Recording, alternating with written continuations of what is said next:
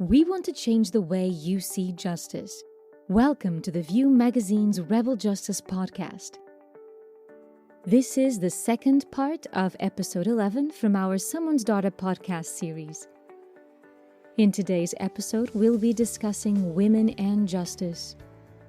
Narince Erkan, president of Durham Rebel Justice Society, will be speaking with Hema Vyas, life leadership mentor and omnipreneurial psychologist, Sue Wheatcroft, mental health activist and woman with lived experience in the justice system, Amanda Hawick, Shetland Councillor and independent business owner, and Susan Pease Banitt, an award-winning author, psychotherapist, and pioneer in the field of alternative therapies in psychological healing. We will continue to hear very powerful shares and solution-oriented ideas from their fields of expertise. I will hand it over to Narince. So the first question that was asked by some of the audience was, do you think the British criminal justice system should adopt a far greater focus on rehabilitation of women incarcerated, such as in Sweden? As opposed to what? Right? I mean, what I think that is the big question, though, is like, what is the goal here? And when we get clear on what the goal is, if we really want people to be more functional coming out of prison than when they went in, then we need to redesign the system so that it makes that happen, right? Absolutely. And I would say I totally agree with you. And I would add that across the board, we need so many different structures in place. There are different levels of crime and different reasons, and to just put everyone into one space is not going to serve anybody ultimately. And so we need better rehabilitation centres. We need centres where you can educate people and help the women understand why they're doing what they're doing, what's gone on, what can change, that change is possible. And I think that, our system at the moment, change doesn't even factor into it. It is purely a punitive system. It is not about how can we support them to really take time out to look at why they did what they did, to get the support, to bring about transformation. The whole point of it is to come out transformed. And I would say if transformation is going to happen, it often happens at the moment when they get caught. It's wake-up call. If it doesn't happen then really more support is absolutely needed. And so much more work needs to go into that. For me, it starts with leadership. We need better leaders who are willing to take on these causes, not just people like us. Absolutely fantastic that we're all here, talking about this and putting our heart and soul into it. But, it's top down, right? If change doesn't happen at the top, then you're sort of going against the tide and it's just harder. But we definitely need a better system. I think whatever happens, we've got to include people with lived experience in it, because they're the people that know what happens on the ground and day to day. Because if you get I used to be on a prison partnership board with the director of prisons, and he only knew what his managers were telling him. Obviously, he didn't know what went on the wing day to day. So I brought the example of my dislocated shoulder, and it took them 5 days to allow me to go to hospital to have my shoulder put back because security didn't want me to go. And so the director of prisons at the time said, well, that's just an isolated incident. And I said, but how do you know that? And we did a study on it, and there's a lot of, not that particular incident we didn't come across again, but there was lots of different things, especially people with cancer who weren't getting the results, weren't getting an appointment for an assessment on time. There was unnecessary deaths through cancer because of that. And the director of prisons doesn't know that that's happening. He's not told things like that. So if you get someone with lived experience on a high strategic level board to bring things to the agenda, to get minuted in action, I think that's one of the ways forward anyway. I think, yes, I think certainly things that I've been hearing tonight for Sue and all that about the English system, I find it absolutely shocking what's going on in there. In Scotland, we do have a very, very different system. We have been looking at modelling even our prison system in Scotland, more comparison to the Iceland prison system, where they have open cells and prisoners and staff actually share open space. And it's all more about getting a sense of sharing the community together. I can't imagine what goes on in the prisons in England, hearing even Sue speak tonight, that prisoners are being treated inhumanely. It's a clear breach of human rights going on. And I think that fundamentally that the system has to change. Cannot continue the way it's going. Right. So the next question is, how can students contribute to a fairer criminal justice system? I would imagine it's probably this age, so the age, between 18, 21, studying law, maybe 22, 23 even. And I would say it's about, also having the information, because so many people plead ignorance. They don't know this is going on. And unless you've had somebody like Sue, or you've had someone who has been in prison and exactly what they've gone through, most of society is oblivious, and so we need more information. So as students, you can definitely start taking an active interest, but also sharing with others who may not know what's going on, because I'm sure, a lot of society, people care about humans. We know that. People care about other people. They just don't know this is happening. And so I think it's really, really important to get the message out there that these sort of things are happening, that it's not rare occurrences, that they happen far more often than we think. And, my experience with people I know who've been in and out of prisons, 100%, it is absolutely a dehumanizing experience. It does not allow them to grow in any way unless they do their own growth. And I would say that goes against the purpose. So, yeah. Information, having information, spreading information. Yeah, I don't know if the UK has had the same problem with cancel culture among their younger activists as we have. My problem with that is that it really hasn't affected any change. To really affect change and to be an effective activist, you have to have some power, and you need to be involved in legislation. You need to get onto boards. You need to write pieces of letters to the editor, things where you're not just in an echo chamber with people who agree with you, where you're actually reaching out to hearts and minds who might have a different experience. And if you're a young activist, I would say find an older, effective activist to be your mentor. Don't keep echo chambering each other, because that's not changing anything. And in fact, it's creating a wedge between generations. Really start testifying, start researching, start really taking steps that will make real change. You'd be surprised how little it takes to get your voice heard legislatively. It seems big and daunting when you're outside the system, but start reaching out to your local representatives at the lowest level. Most change happens locally, and doesn't have to be a big national program necessarily. Hema said, if you have big leaders, that's great, but oftentimes the leaders want to keep their constituents, right? So if you organize locally and work your way up that way in a grassroots way, it's also extremely powerful. Just the perfect moment, because I was about to just segue on to urging people to write to their MPs, or the members of parliament in their constituency. And if students want to get involved and want to write to their MPs about the Domestic Abuse Act, or the prison system, things like that, there's a really good template where you can send that and be involved, like you said. Can I say, certainly students want to get involved in the Scottish system. We, the prison inspector, have appointed students as IPMs, independent prison monitors, doing the criminal justice. A lot of lawyers in training are coming in, and they're having real impact, directly working with the prisoners and seeing all the problems firsthand. So it's it's a huge step up for their learning and how they can go forward.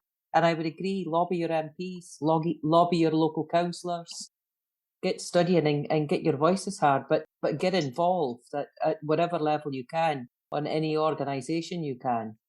Age shouldn't be a disability.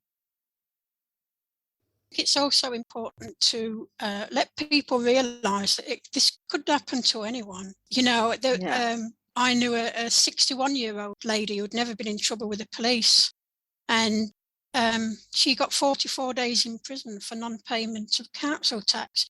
She wasn't. She was exempt from council tax, but she hadn't filled in the appropriate form, so she spent 44 days in prison. So these things can happen to anyone. So, and I think that's one way of getting through to people, by saying that. So the next question is, I suppose, how has the pandemic affected the justice system? You know, just general topic about that. The question's a bit vague, but if you guys want to talk about a little bit how the pandemic has been affected the criminal justice system, and especially women. Well, lockdown doesn't help. Being locked in yourself for hours and hours each day. I mean, it affects everything. It affects the colour, your pallor. It affects, you know, the lack of exercise. It affects all aspects of your life. There's nothing good that can come from it. As to how necessary it's been, I'm not sure. I don't know the figures on COVID-related deaths in prison. I think certainly the pandemic has had huge implications for women in prison. Any women coming into prison in Scotland, I'm not sure the English system's been working on remand. The court dates has been pushed back and pushed back. There's backlogs of trial dates waiting to go ahead. People are being held for longer than what they should be.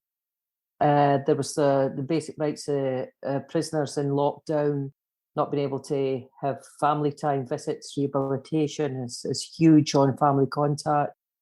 Huge shift in the Scottish prisons to accommodate all those areas. Video conferencing increased significantly, so we had contact with women and their children and their partners. It's going to take quite a while, now that the pandemic's coming to the end, to get to all those backlog cases seen to. I mean, there's been so many trials that's been delayed and referred, and people are still sitting there in remand, and possibly they might never have been in prison in the first place. So it's having huge implications, the pandemic in the justice system. I also wanted to ask, how do you think we can create a more rehabilitative atmosphere for women in the criminal justice system? And also how we can take away from the harmful branding of them as merely criminals? That's a really big question that has a multi-dimensional answer, right? That's kind of an entire, I mean, we could talk about misogyny and patriarchy and othering and scapegoating and all these things. But I think at a very practical level, I mentioned that I know a lot of people in the yoga service community, and they've been having, they've even gone into death row at Quentin State Prison in California. Those classes they change the behavior of the inmates, and then it changes the guards' view of them. You know, it humanizes them. They still have parameters, like, you know, I'm sure Sue felt like it's not okay to cry in prison, especially if you're a dude. But even for women, you can get solitary just for crying. So there's a limit to how much they can let go in a yoga, but they can relax. And I'd say that's another way people can get involved. You can just take a program inside a prison. I don't know if the UK is open to that or not. Another thing is Reiki. Reiki practices have been shown in many institutions to change the behavior of the people in those institutions. And the guards often are as traumatized or more traumatized than some of the people in the prisons. And there are also abusers, as we know, who work as guards sometimes. So really having mental health all around, not just considering for the people in the prisons, but the people who work in the prisons, and having eyes on those people and know that they're at risk of acting out their trauma in that setting, as has been shown in many experiments, will be really helpful. I'm a big fan of case studies and raising awareness that way, of telling people's stories to everyone, so that because public perception is sort of, well, if you can't do the time, don't do the crime. You must have done something bad, otherwise you wouldn't be in prison.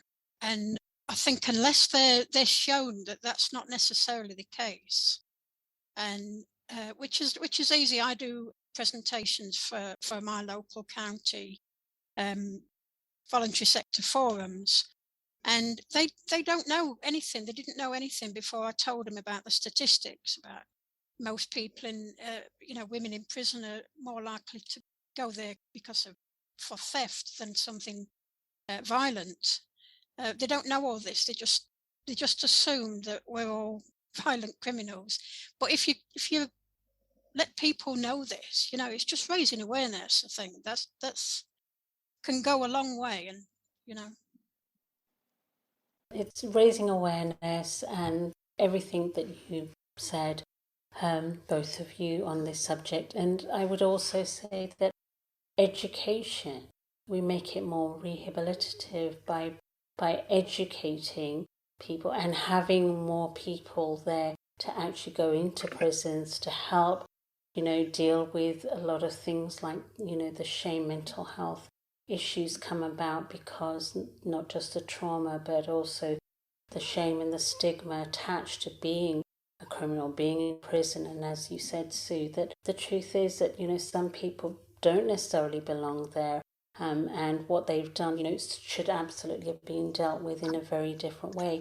But again, if we can get the support, it needs more support. Channeling some of the money that's going into creating more prisons and all of these things, then channeling that money into getting people who really, really train and understand how to support people. And that includes the people who work there, because I think they're perpetuating a lot of the shame, they're perpetuating a lot of the violence, or they're certainly allowing it, turning a blind eye to it, not trusting what somebody's saying, not believing if they need some real medical attention. Where does all of that come from? All of that comes from, a disconnect, a lack of understanding themselves and understanding how their own experiences are informing them as to how to be in the world. And so I think, there's a lot more support that's really, really needed there. And part of, what happened with COVID and lockdowns and everything, the trauma got exacerbated for everybody. And so one of the things that's probably needed is that, to help really support the people through a redirection of funds into training, and not just dealing with the problem as an ongoing problem, but to actually change directions somewhat and to take a step back and go, okay, where else can we channel this, the resources, and how else can we apply these resources? We know things like meditation definitely works. We know things like yoga can help. We know things like giving them different courses and education that allows them to feel that they're purposeful, that they have a sense of meaning in their lives, is going to help them no end, and especially rehabilitate in terms of being able to go out into the world and find work. So there's so much more that can be done in terms of education and training. So that's one of the things that I would say needs to be addressed. I agree, Hema, that more money should be put into prevention in the community, because it'll save money in the long run. It's very expensive to keep someone in prison. But I think a quite important barrier is that prison reform is not a vote winner. And I think that is a really big barrier to, if lots of people need money in the community and you give it to maybe ex-offenders or into substance abuse and things like that, then that's not going to win any votes. And I think that's why we're getting 500 new beds for women's prisons. I agree with that, Sue, that, it's not a vote winner, and that's why we need to work hard at getting more information about the ripple effect on society. Because, when you think about a woman, it's not just her that it impacts, it's everybody around her, it's the families, often they have, children, and so there's a ripple effect. Women are matriarchs and they hold families together often, and so it's really, really important. And also they become role models. If you have children who are seeing that happen to their mother, or then they role model that, and there is so much such negative impact from it, so it should really be a vote winner. And I guess that's the thing that we're here to talk about. How can we get to that point? And I know it's something that's going to take time, but the fact that we're having these conversations is so important, and it's a start, right? I think the word criminal, we're all human beings. We're human beings, and some human beings make a mistake, and they make a mistake and they enter the prison life. The liberty's been taken for a short period of time on non-violent crimes and short sentences, and they will be released. And I think women that's been incarcerated and been in prison, I think they should, like you're doing so get out there and get speaking to people and get to events and become speakers and educate people and let them know what's going on. I think, as Hema said, stigma and shame it's just dreadful. But what's more dreadful? It's not the women that's done their crime and served their time. It's society and how society treats the person like it's something they should never shake off because they've spent a period of their life incarcerated for reasons that nobody knows about. And I think stigma needs to change. And it's sometimes putrid in some places how people behave, treating other people like they still have some sort of payback to pay. And as Sue said, anybody at any time could end up in a prison because in the snap of your finger, something ridiculous could happen. I've had many a female friend that's been incarcerated, been in prison for different things. And while in prison, they've studied hard, they've educated themselves, they've worked, they left prison with qualifications.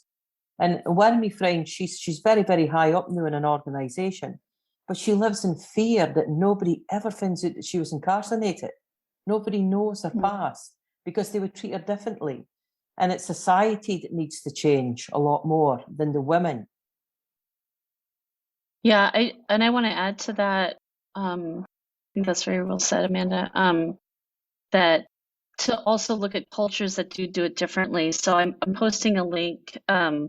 Michael Moore made a movie called Where to Invade Next, and a big section of that movie is Norwegian prison systems, a very, very different, truly rehabilitative model. And I think sometimes we need to see something in order to move towards it and see that it can work and that it does benefit us. So I've posted a link to a YouTube that has the section of that movie in it. We need change and global change. Yes. If I can just add to what Amanda was saying, and thank you for sharing, Susan. But, one of the big impacts is when they come out of prison, if they try to apply for a job, there's a section where if, had any criminal offences, and that stops people from being able to get back into the workforce. And so, that has to change, especially when the crime, whatever they were imprisoned for, doesn't relate to the job in any way, shape or form. So that's another thing that, we need to look at. Society needs to think about how they can help these women get back into life and into work and not be stigmatized in this way. Thank you. I have one last question that's from the chat, and that is, can prisons ever be truly a trauma-informed environment? And if so, how can we achieve this? I think we have to believe it's possible, but I don't know if, certainly in England, if they would spend resources on making it a trauma-informed environment.